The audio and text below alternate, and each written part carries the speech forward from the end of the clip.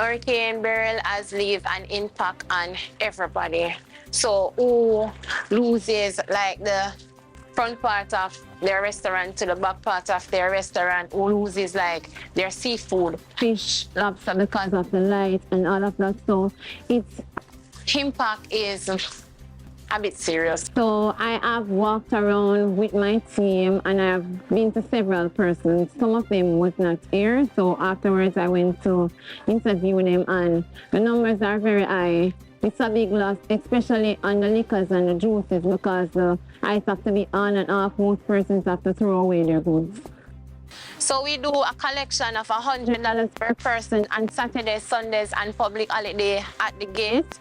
It goes back to our community to help, like for road fixing, building up like the office and stuff.